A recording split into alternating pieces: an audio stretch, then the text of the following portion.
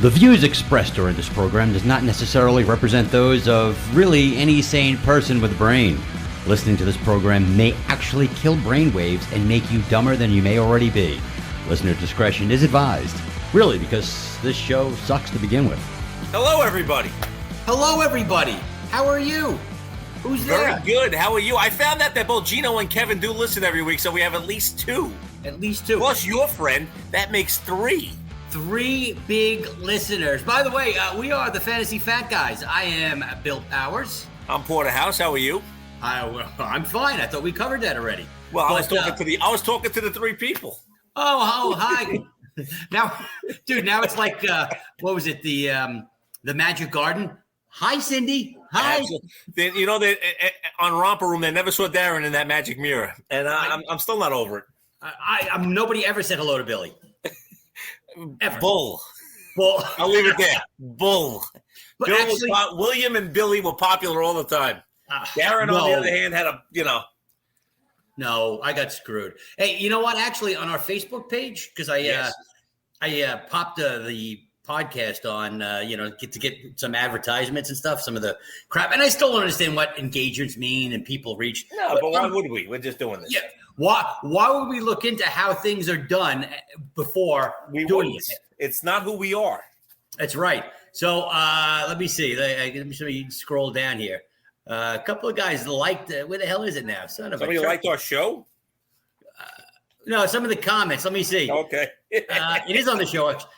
Eric Neff. No idea who you are, but no, that sounds like somebody new. Yeah, Harry, Diane, Wilson, Rees. Not familiar. Tim Moynihan. The Irish. Julian Howell. Wow, love Julian. Don't know him, but love him. Jeffrey Klotzbach. All right. Well, they liked the podcast. I don't know if they liked the podcast or they liked the picture. They might have just liked you. You handsome devil, you. Who doesn't? Look at me. I'm a specimen. Yeah, no doubt about it. Thank God they can't see us. Probably a fecal specimen, but I'm a specimen. I feel like the lambda thing when Revenge of the Nerds like, oh, this fraternity will see us. The only one that didn't send the picture to you. Remember? That's right. Oh, that booger. Speaking of not sending a picture, so before we get into football and stuff, because I do want to talk about football, obviously, but this was a nice lead-in. Yeah, it's the playoffs, baby. Rachel Balkovich. Yes. Did you know the reason why she got hired by the St. Louis Cardinals originally is she sent it in as Ray?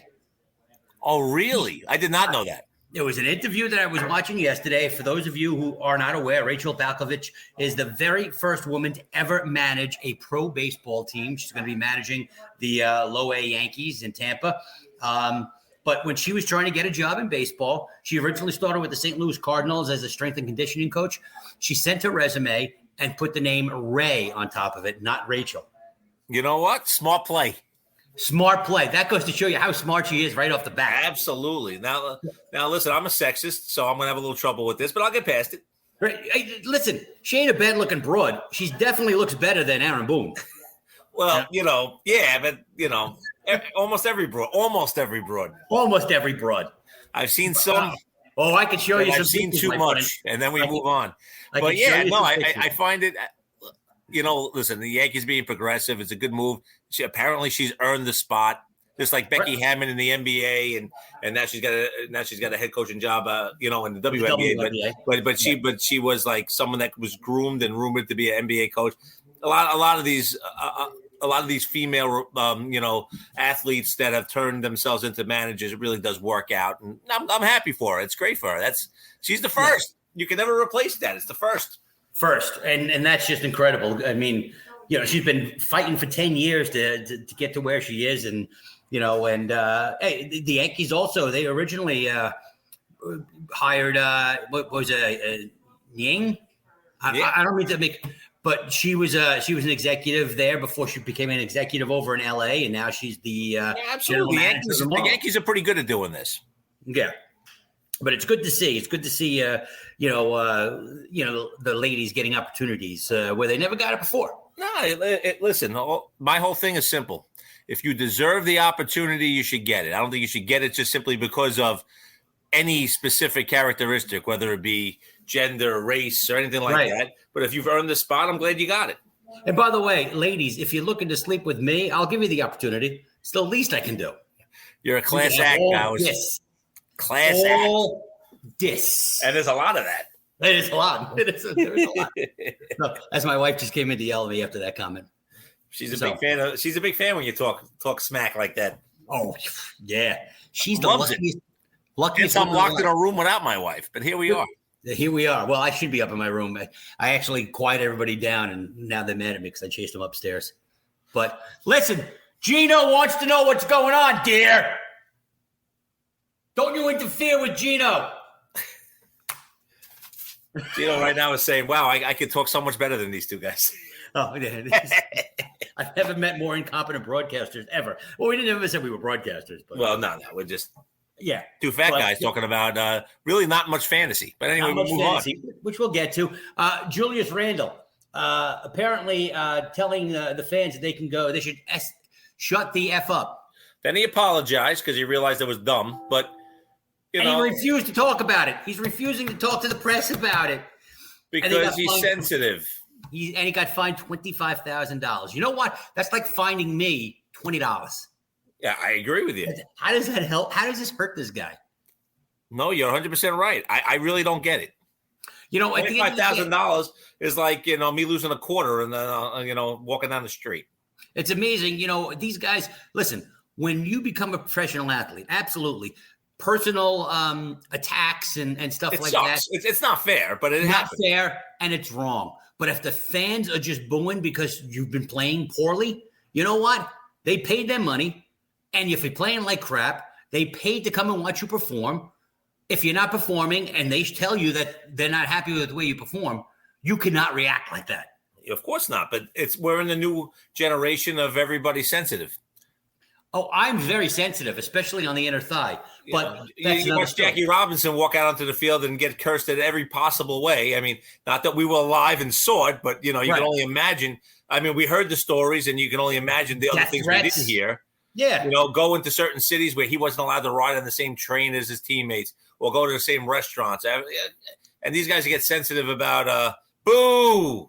Right. I got to tell you, though, especially nowadays, Jackie Robinson was actually lucky that he couldn't be on the same train with his teammates because I wish I could be in a different office than the people I work with. So, and here we are.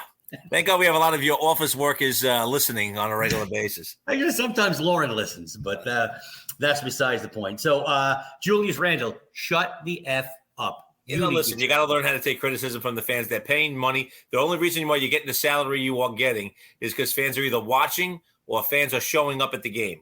So they're watching on TV for the TV contract or they're showing up at the game. So therefore, they have a right to voice their displeasure when you play like a bum on a specific night. Is it fair usually? No. Is it warranted? Not really. No. But at the same time, it happens. Speaking of fans paying, after another very successful season for the New York Jets, they've already announced that they're raising the ticket prices by $10. And they're parking by $10. You know what the funny part is? I mean, besides the 57 yards of total offense in the final game that they played, it was 13-10 with like 8 minutes to go. They were I mean, the defense was until they completely tired out. They had played relatively well. I mean, they gave up a score early on a pass that I don't know how you can have instant replay and not realize that his foot isn't down. But they called it a touchdown anyway. It stands because they couldn't tell. Beat my boy. What was up? What do you mean you couldn't tell?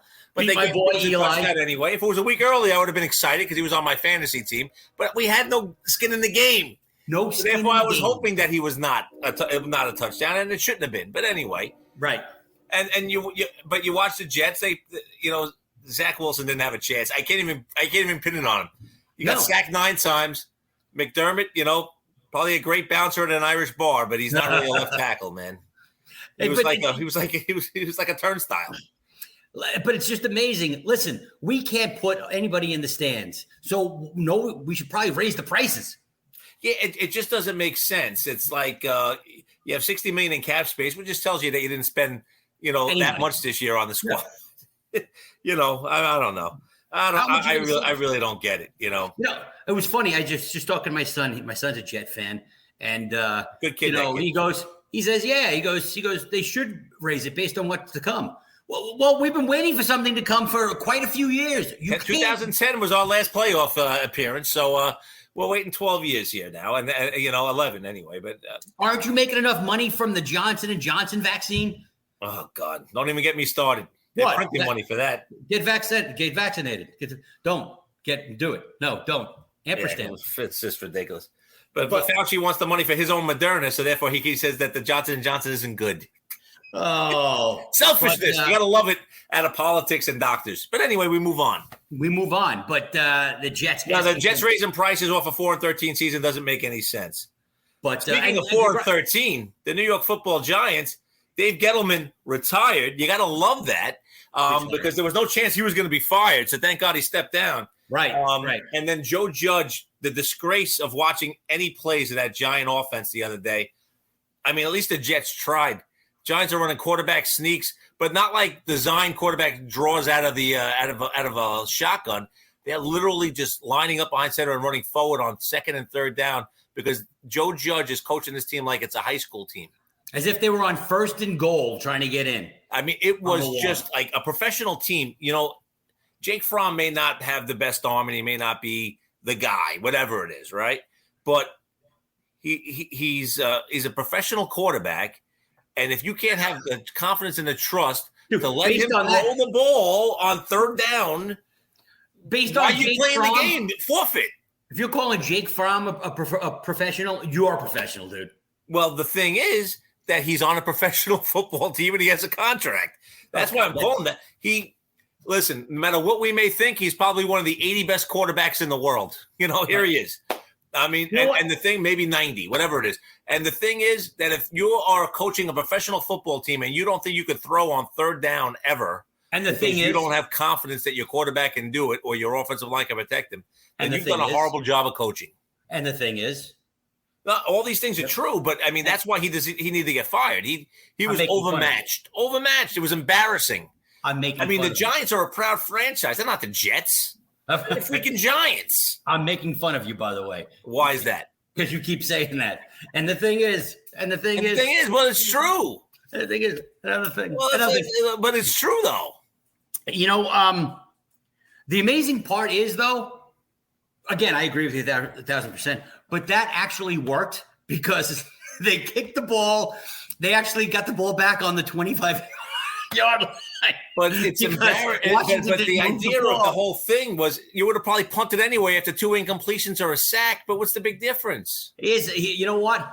You've got 4 wins. Who cares if you throw an interception? Who cares if you give up a safety? Who cares? Who cares? You suck anyway.